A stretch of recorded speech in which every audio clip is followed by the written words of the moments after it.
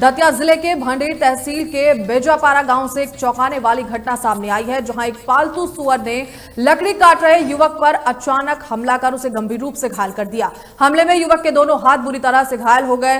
घटना के दौरान गांव के लोग तुरंत मौके पर पहुंचे और डंडों से सुअर को भगाकर युवक की जान बचाई। खून से लथपथ हालत में युवक को परिजन तत्काल भांडेर अस्पताल ले गए, जहां से गंभीर स्थिति में जिला अस्पताल उसे रेफर कर दिया गया। घायल की पहचान संतोष दांगी के रूप में हुई है। बताया जा रहा है कि हमला ग्राम सालौन निवासी दशरथ वाल्मीकि के पालतू सुअर ने किया है।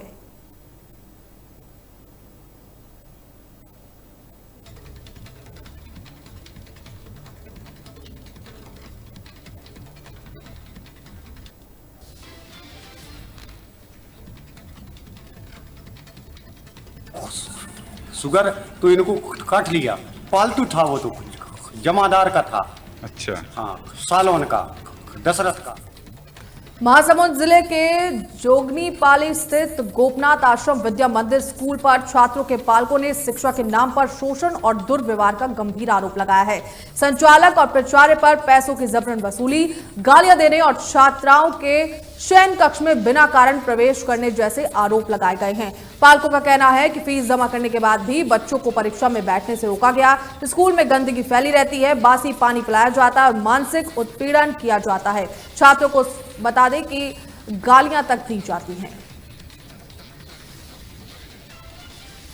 दिलेश्वर पटेल है। अच्छा पटेल, ये बताएंगे आज पूरा आपके पालकगण जो है स्कूल आए हुए हैं, पूरा मामला क्या है और क्या चाहते हैं? जी, ये सरायपाली जोगनीपाली में श्री गोपनाथ विद्या मंदिर स्कूल स्थापित है। यहाँ हमारे बच्चे शुरू में पढ़ रहे थे और शुरुआत में हमने यहाँ पर 10 बच्चे भर्ती कराया था। श्री गोपनाथ ने 3000 के रुपया से यहाँ पर जो है ना फीस तय किया था, किंतु बीच में बच्चों को खान पान रहन सहन बहुत प्रकार से यहाँ पर परेशानी हुई। वहाँ नहाने के लिए पानी नहीं था, सोने के लिए कमरे में पंखे नहीं थे और बच्चों को खाने पीने समय में नहीं मिलता था। इस कारण से बच्चे बहुत दुखी थे और यहाँ बीच में ये बिजनेस सेंटर इन्होंने खोल रखा था। यहाँ सैकड़ों लोग यहाँ पर इकट्ठा होते थे, जिस कारण से बच्चे पढ़ लिख नहीं पाते थे। छोटे बच्चों को ऊपर कमरे में शिफ्ट कर दिया गया था। इसको देखते हुए हमने यहाँ से हॉस्टल से बच्चों को अलग अन्य हॉस्टल में स्थापित कर दिया। इस कारण से क्रोध हो गए हमारे गोपनाथ जी और उन्होंने हमारे बच्चों को बोर्ड परीक्षा जैसे चीज़ों में बैठने से वंचित कर दिया। बार बार हमारी श्रीमती आकर के उनको अनुनय विनय करने के बावजूद भी वो परीक्षा में नहीं बैठाए और लास्ट में हमारे अंक सूची टीसी सब रोक दिए हैं। और हम सारे पालकों को, सरपंच महोदय जियों को, सभी पत्रकारों को लेकर गए हैं कि आप हमारी अंक सूची और टीसी प्रदान कीजिए और हमारे बच्चों को न्याय दिलाइए और हमें इस स्कूल से मुक्त कराइए बोल करके हमें प्रार्थना करते हैं। और सरायपाली क्षेत्र के सभी पालकों से मेरा निवेदन है कि ऐसे जो गोपनाथ विद्या मंदिर स्कूल है, जो लोगों को ठगता है, केवल पैसा के मामले में लूटता है, विद्या देने के नाम से ये विद्यालय चलाते हैं और बिजनेस सेंटर खोल रखे हैं, लोगों को परेशान करते हैं। पालक सारे परेशान हुए हैं। मेरे साथ 20 पालक आए हुए थे, सारे 20 पालक परेशान थे। सभी से ज़बरदस्ती पैसा लूटा गया है और ये लोगों को परेशान करते रहे हैं। पुनः पुनः आप सबसे प्रार्थना है कि ऐसे विद्यालयों में अपने बच्चों को न पढ़ाएं और गोपनाथ जैसे लोभी व्यक्तियों से हमें बचाएं। धन्यवाद। जो लोग इसमें दोषी हैं उनके खिलाफ क्या नाम है आपका? मेरा नाम नामदेव राय है। अच्छा बताइए, आपकी क्या समस्या है? मेरा समस्या ये है कि मेरा बच्चा यहाँ गोपनाथ आश्रम स्कूल में मेरा बच्चा भर्ती किया था। उसके बाद मेरा एकलव्य आवासीय विद्यालय भोरी, वहाँ मेरा सिलेक्शन हुआ मेरा लड़का का। तो वहाँ मैं यहाँ फिर आया टीसी लेने के लिए, तो मेरे को गोपनाथ सर ने टीसी लेने के लिए मना कर दिया। क्यों मना किया? कि पूरा 10 महीना का पैसा पटा, उसके बाद टीसी मिलेगा, नहीं तो नहीं मिलेगा। आपका बच्चा कितना महीना तक यहाँ पढ़ाई किया? यहाँ 3 महीना पूरा नहीं किया है। माँ की 3 महीना जो है 10 महीना का पैसा दे। हाँ, 10 महीना का। और क्या नाम है आपका? हरे कृष्ण चौधरी। अच्छा बताइए, क्या समस्या है आप जो है पालकगण स्कूल पहुँचे?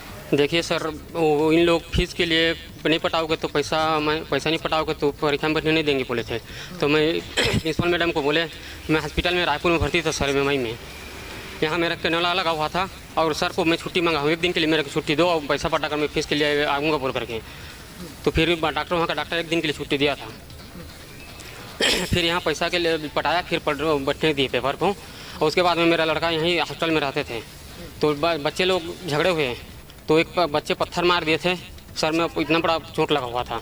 तो इन लोग सिर्फ पट्टी बस ये हैं, इंजेक्शन भी नहीं लगवाए। और ये डॉक्टर बोले कि इसके मम्मी पापा को बुला लो, फिर इंजेक्शन डलवाऊंगा बोल करके मेरे को फ़ोन नहीं किए। मेरा छोटा बच्ची था वो, फिर उनके हॉस्टल गया, वहीं से फ़ोन किया था, फिर मैं लेने आया। हाँ, मेरा नाम श्रीमती जगीशनी मिश्रा है सर, और मैं श्री गोपनाथ आश्रम की प्राचार्य के पद पर हूँ। आज आपके स्कूल में कई सारे पालक आए हैं, उनका कई आरोप भी है। किसी पालक ने ये भी जानकारी दी है कि उनका बच्चा जो है 3 महीना तक यहाँ पढ़ाई किया है और उनका दूसरे जगह चयन होने की वजह से आप उनसे 10 महीने का फीस अवैध उगाही की है। क्या कहना चाहेंगे? नहीं सर, ये तो सरासर गलत है, ऐसा कुछ भी नहीं है, लिखित रूप से कुछ प्रूफ भी नहीं है। उसके साथ साथ 2-3 पालकों ने और भी आरोप लगाए। हाँ सर, जो फीस उनके बच्चों को यहाँ पर जी सर, जो फीस नहीं, उनके बच्चों को बोर्ड पेपर में एग्जाम में बैठने नहीं दिया। नहीं बोर्ड पेपर तो हुआ नहीं सर, सब बैठे हैं बोर्ड पेपर में। हमारे यहाँ लोकल था 8वीं और 5वीं, ऐसा कोई बात नहीं है। और जो पेरेंट्स ऐसे बोल रहे हैं सर, वो फीस नहीं पटाने से नाना अनेक किस्म की बहाना बनाते हैं। 4-5 पालकों ने आरोप लगाया। तो वही डिफाल्टर पेरेंट्स ही हैं सर। सभी पालकों की गलती है, पालक जबरदस्ती आप नहीं, ऐसा नहीं है, क्योंकि यहाँ पे 200 बच्चे हैं सर, 200 में से 4-5 पालक जो नहीं पटाने में वो करते हैं, आनाकानी उन्हीं का ही वो होता है। ऐसा कोई नहीं है सर, ये सब सरासर गलत ही आरोप है। पालक अगर फीस नहीं दे पाते तो उसके बच्चों को नहीं, बिठाएं सर, बिठाएं हम लोग, जैसे आप देवेश भोई, महिमा भोई, आप लोग उनसे पेरेंट्स। बलौदा बाजार जिले के लवन नगर में दिन दहाड़े हुई लूट की वारदात को पुलिस ने महज 2 घंटे में सुलझा लिया। लूट को अंजाम देने वाले 5 आरोपी को पुलिस ने गिरफ्तार कर लिया है और उनसे लूट की रकम और बाइक भी बरामद की है। घटना 10 जून को हुई, जब ग्राम निवासी पीतराम पैकरा और उसका साथी बैंक से पैसे निकालकर लौट रहे थे। लवन शराब दुकान के पास 5 युवकों ने हमला कर उनके पैसे लूट लिए और फरार हो गए। पुलिस ने सीसीटीवी और स्थानीय सूत्रों के आधार पर सभी को 2 घंटे में पकड़ लिया। कल 10 तारीख को कोहरौद के रहने वाले हैं पीतराम पैकरा, उन्होंने थाने में रिपोर्ट लिखाया कि प्रधानमंत्री आवास का जो पैसा मिलता है 49,000 रुपये, उनको बड़ौदा बाजार से वो निकाल के यहाँ लवन में आए थे और 5 जो है व्यक्ति मिलकर उनके पैसे को लूट के ले गए। उसकी रिपोर्ट पर हम लोग थाना लवन में अपराध क्रमांक 269/24 धारा 310(2) BNS के तहत अपराध पंजीबद्ध किए हैं उसमें। लूट में 5 लोग शामिल थे।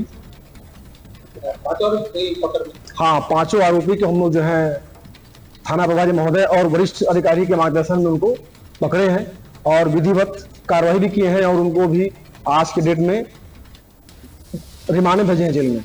कितने घंटों में सब पता मिलता है? जैसे ही रिपोर्ट हुआ, हम लोगों ने तत्काल थाना प्रभारी महोदय और वरिष्ठ अधिकारी के मार्गदर्शन में एक टीम तैयार किए और तत्काल खरगोन जिले के कसरावत जनपद पंचायत के सामुदायिक भवन में कलेक्टर भव्य मित्तल ने अध्यक्षता में, मैं आपको बताऊं कि उनकी अध्यक्षता में केवाईसी की प्रगति को लेकर समीक्षा बैठक आयोजित की गई। इस बैठक में नगर परिषद, जनपद पंचायत, ग्राम पंचायत, महिला और बाल विकास विभाग और शिक्षा विभाग के अधिकारी और कर्मचारी शामिल हुए। बता दें कि डीएम भव्य मित्तल ने सभी विभागों को ई-केवाईसी का कार्य 30 तारीख तक हर हाल में पूरा करने के निर्देश दिए। उन्होंने ये भी पाया कि कुछ क्षेत्रों में ई-केवाईसी की प्रगति धीमी है, जिस पर नाराजगी जताते हुए संबंधित अधिकारियों को अपने अपने क्षेत्रों में इस कार्य को तेज करने के निर्देश दिए हैं।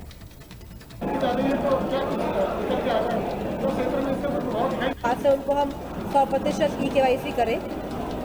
इसमें अभी जिस तरीके से हम चाह रहे हैं उस तरीके से प्रोग्रेस नहीं है, तो इसके लिए हम आज यहाँ पर बैठक किए हैं और हमारी नगरीय निकाय में और हमारे पंचायत के सभी लोगों को हमने इसमें आदेशित भी किया है।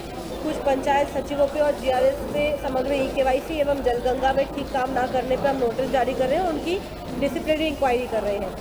और आशा है कि अपनी जो टारगेट्स है समग्र ई-केवाईसी का, जिसमें गवर्नमेंट बहुत ही सीरियसली उसको ले रही है, उसको हम पूरा कर पाएंगे।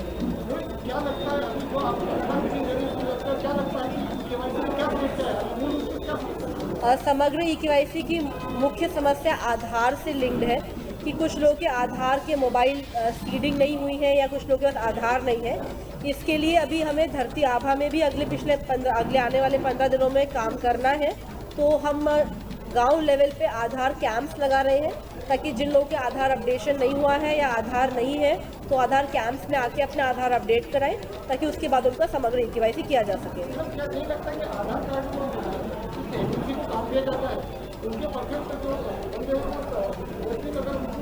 आधार केंद्र की संख्या भी बढ़ाने की यहाँ पे आवश्यकता है और कुछ आधार में क्या हो रहा है, कुछ एजेंसी जो ठीक से काम नहीं कर रही है उनको हम लोगों ने पेनल्टी भी लगाई है और उनकी लाइसेंसेस भी उनसे लिए गए और बंद भी किया है। उसके एवज में नया आधार केंद्र खोलने की आवश्यकता है, उसके लिए हम प्रयास कर रहे हैं। लास्ट टाइम भी मैं यहाँ पे शासकीय अस्पताल का विजिट किया था, उन्होंने कुछ इंस्ट्रक्शन दिए थे। एसडीएम साहब को भी हम यहाँ पे इंस्ट्रक्शन दे रहे हैं कि रेगुलर विजिट करेंगे और जो भी शिकायतें वहाँ पर आ रही हैं उसको सॉल्व करेंगे।